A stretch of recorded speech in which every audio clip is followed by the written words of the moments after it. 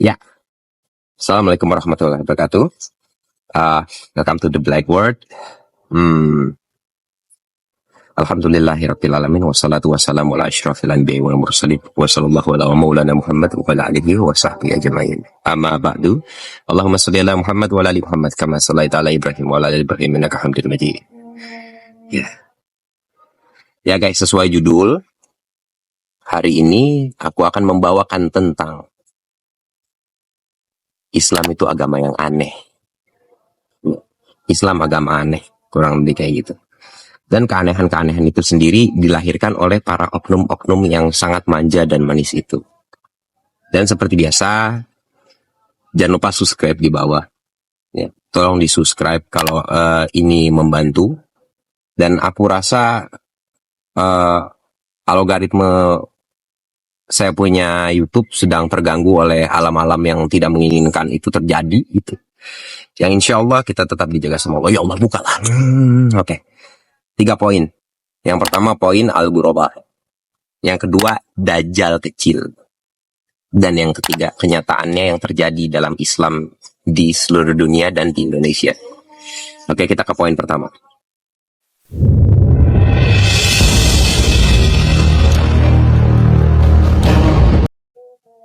Gue gak nyontek ya guys, bener-bener gue langsung praktek, gue gak pakai ini. Nanti editor tolong taruh di sini hadis-hadisnya. Oke. Jadi poin pertama Al-Ghuraba. Apa definisi dari Al-Ghuraba? Bukan Al-Ruwaibidah yang kemarin, itu orang-orang tolol yang bicara tentang hal yang umum, orang bodoh. Al-Ghuraba sebaliknya, orang-orang, jadi kurang lebih taruh di sini, yaitu Islam hadir dengan keadaan asing dan akan kembali menjadi asing. Rasulullah sampai bilang di hadis riwayat tersebut, beruntunglah kalian-kalian yang merasa asing. Itulah Al-Ghuraba. Seperti yang kita lihat saat ini, banyak bergunjing-gunjingan, banyak yang ributin masalah musik, tahlilan, terus ziarah, terus beribadah teriak-teriakan, kayak begitulah. Banyak hal kayak di video yang ini, ibadah celeng, ada yang begini, ada yang begini, kan ada yang begini. Kalau yang begini gue, aja. Ya, tafakur. Jadi, masalah keasingan ini, kalian sendiri yang menilai, karena sekarang yang benar malah dianggap gila, yang gila dianggap benar. Karena apa? Karena Al-Ruwaibidah itu. Gue selalu ulang-ulangin, Al-Ruwaibidah itu orang-orang bodoh. Jangan ditunjukin ya fotonya. Ditunjukin, jangan. Al-Ruwaibidah itu orang-orang bodoh yang membicarakan hal yang umum, sehingga menimbulkan bibit-bibit bodoh yang baru. Menurut gue di Al-Ghuraba itu aja penjelasannya. Jadi beruntunglah kalian-kalian yang asing. Ya, yang kedua. Masuk ke poin kedua.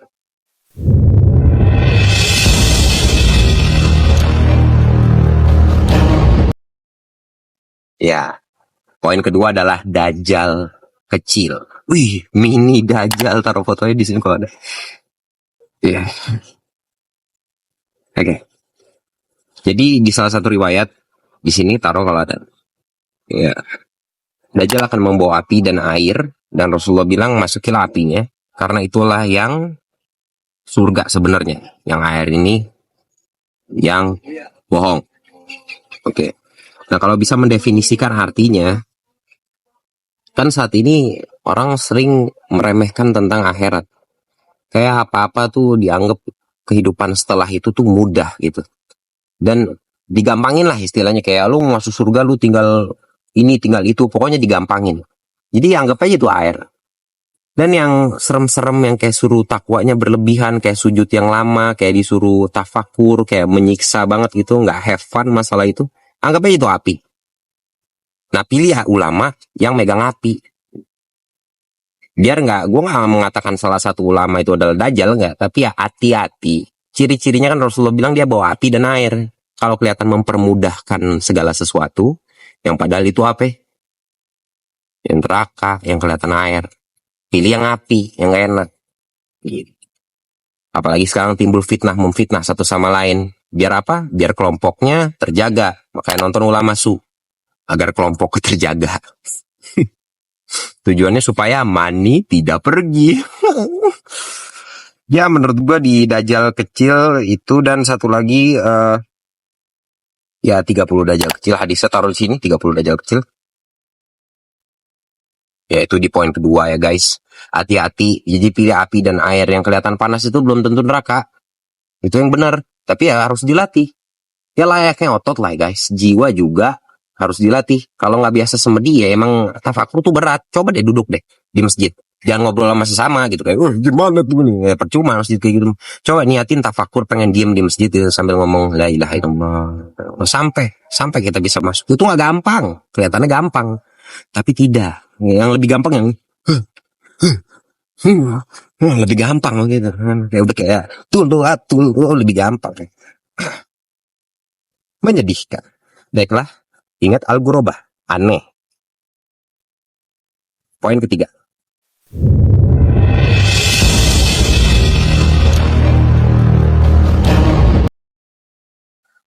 Oke, di poin ketiga, yaitu kenyataan dalam Islam yang terjadi di dunia dan di Indonesia itu sendiri. Mau itu Syiah, mau itu Sufi, mau itu ada di Indonesia, NU apa segala. Apa ada Indonesia Nusantara juga katanya nongol baru, Mazhab Soekarno apa Mazhab Kiai terbaru. Next. 73 golongan itu cuman satu, nggak ada golongan sebenarnya. Makanya Ustadz Halid Basalam mengatakan, saya bodo amat mau dikatain Wahabi atau apa, yang penting saya ingat ya, gue udah mulai membuka hati dengan Ustadz Basalam. Apa namanya? Saya tidak ada salah satu dari golongan, bodo amat, yang penting saya ikutin sunnah dan sahabat. Kan kata Rasulullah juga begitu, 73-nya golongan Islam itu ya masuk neraka. Lantas yang masuk Islam siapa? Yang mengikuti aku dan sahabatku. Gitu. Bukan kiai atau Islam Nusantara atau Islam apa. Jadi tentang kenyataan di dalam Islam ini, yang pertama poinnya disampaikan tentang, tulis di bawah kalau bisa, Islam itu agama remedial. Silahkan ditaruh di sini. Jadi ya taruh sini kalau ada. Jadi di Islam itu sholat subuh itu adalah ketika Adam diturunin, dia ketakutan dalam kegelapan, dia lakuin 1 rakaatnya karena dia bersyukur adanya matahari naik ke atas. Jadi dia nggak takut lagi. Karena namanya pertama kali turun, mungkin di surga terang banget kali kayak kena lampu ini sorot. Terus yang rakaat kedua berterima kasih. Ya pokoknya baca di situ. Gua lupa masalah itu. Pokoknya ya itu subuh. Sholat zuhur itu Nabi Ibrahim waktu mau dibakar. Baca di situ. Gue nggak baca, sorry, gue agak lupa. Terus sholat asar itu Nabi Isa, Nabi Yunus, sorry, waktu ditelan paus. Terus sholat maghrib itu Nabi Isa. Terus sholat isya itu Nabi Musa. Jadi itu semua rangkuman, dan itu gue ambil dari internet. Dan emang kenyataannya begitu. Karena Rasulullah pun waktu disebut, waktu ada orang Israel ngomong nabimu tidak lebih baik dari nabiku, Rasulullah kan menyampaikan enggak juga. Nggak boleh kita melulukan nabi satu sama lain. Jadi Rasulullah nggak sombong, nggak belagu, slow, santai. Orang dia tahu dia cool kok, dia mantap, cuy, ganteng, keren, berotot ya kan. Nggak kayak kurang otot gitu, kurang testosteron, kebuncitan, sedih, pahit. Oke. Oke, itu yang pertama ya, agama remedial, taruh di sini. Terus yang kedua, penyimpangan yang taruh di sini, penyimpangan yang disetujui. Gue nggak nyontek ya guys, ingat ya, gue hafal semua. Ini cuman apa ya? Ini poin. Ini poin dong. Nah, penyimpangan yang disetujui contohnya apa ya? Sesuai yang gue bantuin dia vlognya soal sepi. Nih, vlog dia sepi soal. Taruh di sini. Ya jadi dia sama Diding mengatakan bahwa orang baik itu harus kaya untuk berbuat baik. Nah, itulah dia contoh-contoh Roy Bido. Double Roy Bido. Ini adalah orang-orang Roy Bido. Gue gak mau emosi ya, lagi lemes. Ya, Roy Bido itu orang-orang bodoh yang tidak punya ilmu tapi membicarakan tentang hal yang umum. Mau buat baik, gak usah kaya. Lu lihat gula nggak kepake, lu tumpahin ke semut, itu udah dihitung ibadah. Lu doain orang, itu udah ibadah. Nggak pakai duit juga bisa, nggak harus kaya, asal sadar.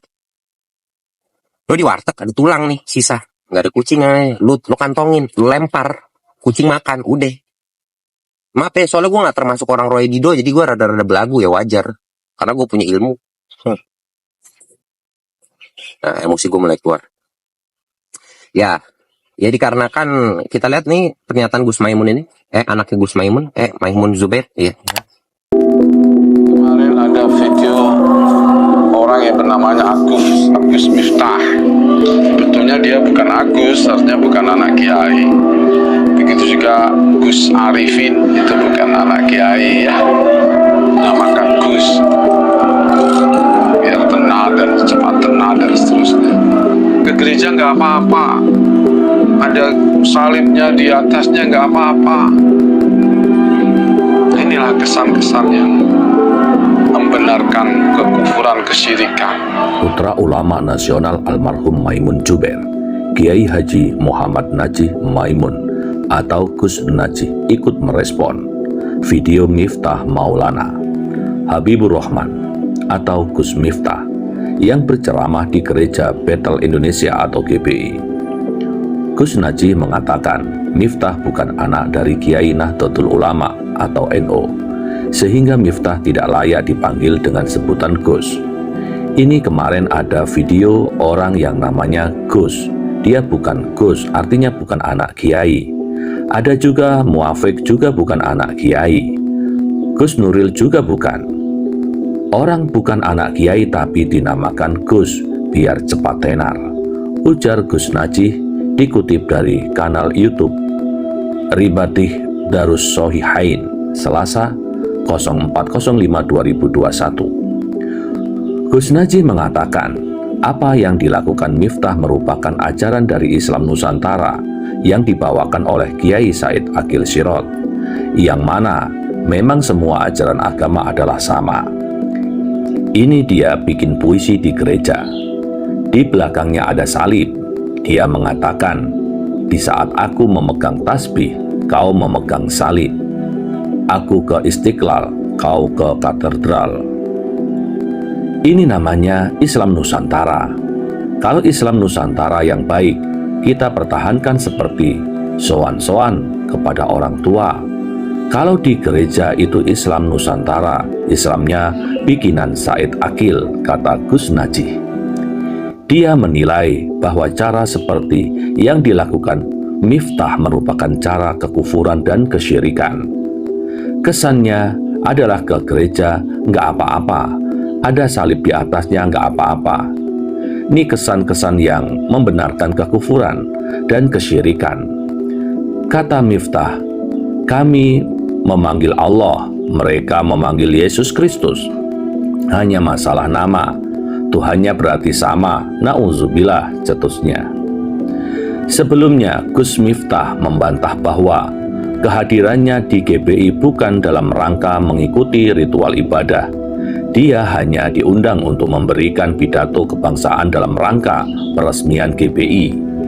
Gus Miftah bilang, dia tak sendiri, tetapi ikut hadir pula Gubernur DKI Jakarta Anies Baswedan dan Sekjen PBNU Gus Helmi.